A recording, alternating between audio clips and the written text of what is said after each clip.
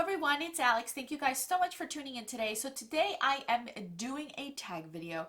This was created by the beautiful Samantha March, and it is your top, I forget the actual name of the tag. Obviously you'll see it already in the title of the video, but I have, a brain fart with these allergies that I forget what the name of the tag is, but I know it's your top 5 and bottom 5 of makeup brands that excite me. So I actually have been enjoying watching this tag, so I wanted to do it as well, and I have my top 5 and my bottom 5, but if you go down in the description box, I will have honorable mentions because I have a lot of top brands that I absolutely love. But I had to pick the ones that first came to mind because those are the ones that obviously I think are top 5, but there will be more down in the description box. So if you are interested to see what other brands I would recommend as the top ones, you could check out more down there. So like I mentioned, this was created by Miss Samantha March. I have watched other individuals do this as well. I will try to remember to link those videos down in the description box as well so you guys can see other people's opinions and thoughts on certain brands, whether they like them or they do not, and their reasons why. So I'm just going to go ahead and get started so this doesn't take forever. Alright, so we're going to start. So we're going to start with our bottom 5. So these are in no particular order. I'm not putting these in order. These are just how they're going to come out. The first bottom 5 that I have is e.l.f. And I know a lot of you are probably like, what do you mean e.l.f.? Well, you guys, let me explain. I'm not complaining about their prices. It's more of their releases. Like, there hasn't been anything that e.l.f. has come out with that is caught my attention in a very, very long time. I have very minimal things in my collection that are e.l.f. and the main things that I do own are makeup brushes. I love their makeup brushes. But other than that, I really have decluttered a lot of my e.l.f. products. This just doesn't excite me. I don't think it's anything unique or new. It might be the packaging that doesn't catch my attention. I don't know what it is, but I have not purchased from e.l.f. in a very long time. The last thing was an eyebrow pencil, which is $2, and that is the most boring thing to purchase from a brand. Other than that, I really haven't purchased anything. None of their lip products, blushes, highlighters. Like, they've come out with quite a few things, and I'm just not interested. I'm not into it. I don't know what it is. It's just, I'm bored with it. The second one that I have is Morphe. I am so sick and tired of these big palettes with the same old colors over and over. Just slap a collaborator name on it and call it a day. I'm exhausted about this. I think that because my favorite thing to play around with and to purchase and to use is eyeshadow palettes, and that's what I see first in every brand, I find that to be so boring with Morphe. Okay, they do have bronzers that maybe, highlighters, lip products, okay, but I just find them to be so boring with the same crap over and over and over. My goodness, I know they hear us saying stop with the stupid brown eyeshadow palettes, but they don't get it. They do not get it. It goes in one ear and right out the other. So for me, they are so boring. The last one that I actually was interested in was the 35 Boss, I believe it was called. That one was a colorful palette. It was different from the rest of them. I actually got that as a gift, which I have yet to share with you guys on camera. But that's the last palette that really caught my attention. Other than that, I'm just like, even their 9-pan palettes that they've been coming out with here and there that are $12, they could do so much with that. And they just missing the boat. The third one that I have is Stila. I mentioned Stila in another video. I can't remember what it is, but I feel like Stila has their signature products and then that's the end of that. They are not a brand where as a whole they're constantly getting attention. It's just with certain releases and products within their line that get attention. Other than that, I don't hear anything else about Stila. And I'm not knocking on their glitter and glows or their shimmer and glows or their highlighters. I'm just bored with the fact that I haven't seen them come out with something fun and innovative in a very long time. Minus the glitter and glows and the shimmer and glows and those hue highlighters. But I feel like those type of releases are so few and far between that I just don't pay attention to them as often. There's nothing that I'm like, they're never really on my radar to see the latest and greatest. They came out with 2 eyeshadow palettes, you guys. You would think that I'd be excited about it. And I'm like, okay, yeah, moving on. They remind me of their window in the Eyes of Window palettes that I already own. The colors look very, very repetitive, just in a different packaging, in a circular pan instead of a square pan, and slap on a different name on it. That's how I feel about them. I don't feel like they are constantly in the know, and I don't want a brand that releases a lot, but you got to give me something to keep me attracted. And even the packaging just doesn't attract me. I don't know. They're just boring to me. All right, the next one that I have is something that surprised me, shocked me, because 6 years ago I raved and raved about this brand and I recommended them and I would only buy from them if I could only pick one brand and blah, blah, blah, blah, blah. And now I have them on my bottom five. This is how life changes. And that for me is NYX. And the main reason why I have them in my bottom five is just because I feel like their quality hasn't gotten that great. It's gotten a little bit better than what I remember, but their prices are getting ridiculous. I'm sorry, but I'm not paying $20 for an eyeshadow palette that is mediocre, that I have to get hit or miss formula with, where I can go to ColourPop and pay $12 and know that it's gonna rock my world. I still enjoy their glitters. I still enjoy their pigments. Some of their blushes I'm okay with. Some of their face products I'm okay with. But the price is what has gotten me away from this brand. It's been a very, very long time since I purchased from NYX. And every time I see them have a sale on Ulta and I'm like, oh, maybe I'll get something then. Even at a sale price, I'm just like, but I could spend this money on a different brand and get better quality and get more for my money. Do you understand what I mean? Like, it just, they're getting too much with their prices, and that's what's holding me back. I just can't. Why are you making me spend $10 on a pigment when it used to be $5, just because you changed the packaging, and an eyeshadow palette for $20-$25, and some of the shadows are terrible in it? I just can't. I can't do it. I can't do it. So they're my bottom five, and it breaks my heart, but it's true. All right, my last bottom five is Tarte, and I'm sure this is no surprise to anybody.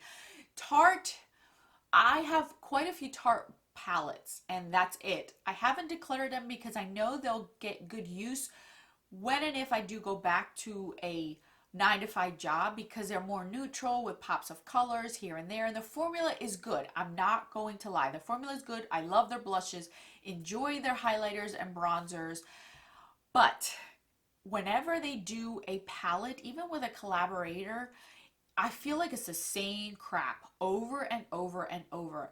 Do they ever not allow somebody to get a colorful palette? Like, they've gotten only here and there. Like, the mermaid palette was sort of colorful. That round one that they came out with those metallic-y eyeshadows, I loved that one. It was like the magical something palette, and it was round, and it came with one matte and a highlighter in the center. That was beautiful. What, did they just hire somebody for that one day to come out with that one palette, and then they said, you know what, you're fired, you're not into neutrals like we are, we're just gonna stick to what we know? Like, I don't get it. I don't get it. I understand that they're trying to do quality eyeshadows and quality products, but come on, can you please do more than just your browns and pop a yellow, guys, pop a blue? No, like, I'm so over Tarte. I haven't purchased a palette from them in a very long time for this reason, because I feel like I have them already from 5 years ago. All right, let's get off the Debbie Downer train and let's get on with our top five. No particular order as always, but I want to mention these to you guys. First off is ColourPop. Did this surprise you guys? As much as I cannot stand that they release things so consistent and so much, I still enjoy ColourPop. They're very innovative. They are colorful. They're an affordable price. Even if they hike up their prices by $1 or $2, they're still affordable for what you're getting. I love that. I've always said this, and I said this years ago. If you're afraid of color or don't know if things are going to work out for you, I always would send people to ColourPop to pay the $2 for whatever it is that they were buying, to try it out to see if it works, and then they can go ahead and spend the $20 on the expensive one that was the dupe for it if they really wanted that. They're just great. My downside is they release so much so often, and they don't keep a lot of their collections. Like their eyeliners, I've always wanted them, never got them. Now they released the gel ones, but I was wishing they released the pencil ones. They're constantly churning products, so a lot of things are always getting discontinued with them, and that's one of their downfalls.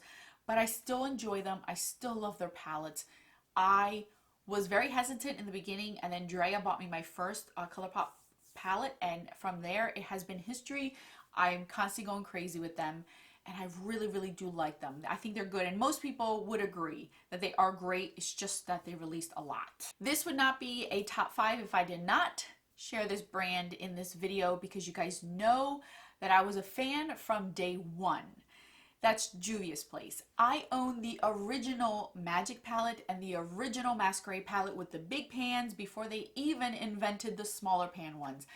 Every time they would release something, I would get it within that same day. I would never hesitate. I own every single one of their palettes.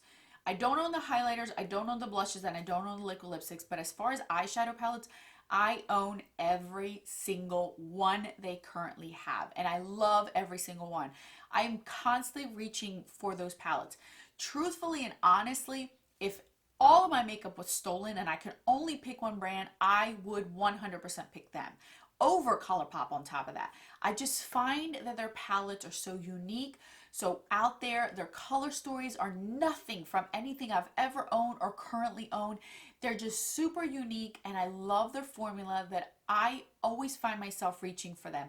Whenever I'm not testing a palette or using a specific palette for a video or doing something and I just have the freedom to play, I catch myself constantly reaching for one of their palettes. And I always have to remind myself, you have other palettes, Alex, that you're neglecting, go use them.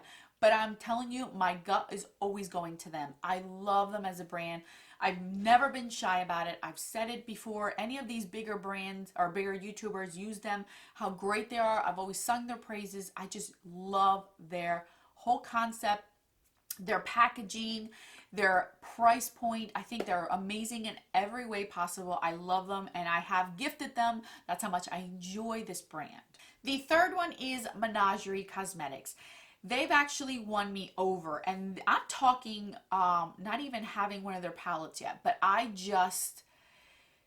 their aesthetic, their packaging, their color stories, the reason why they started this brand, their history, their statement as a brand, as a company. I just love them in every which way. I am dying to play with their formula. I have seen reviews, I have seen tutorials, I have seen people rave about them.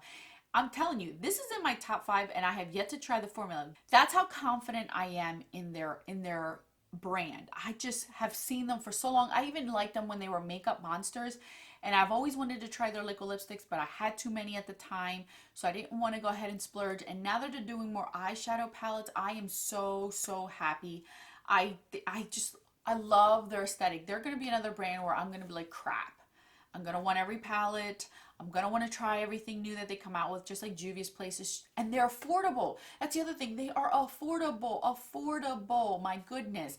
Like, I just can't believe that these indie brands can come out with these amazing products, and they're so inexpensive. It blows my mind. It blows my mind, and I'm so happy that I can support them and not have to break the bank and get great quality. So that's the next one that I have. Last two obviously are also indie brands, you guys. I just love them. The next one that I have is Luxie Beauty. Oh my goodness. Their color stories are to die for. They just recently came out with matte eyeshadows. I'm waiting for around the summertime to get the colors that I want, but I have gotten the last 3 bundles that they have released, like series that they've released, I have purchased them, and every one I have loved and enjoyed and reviewed for you guys. I love this brand.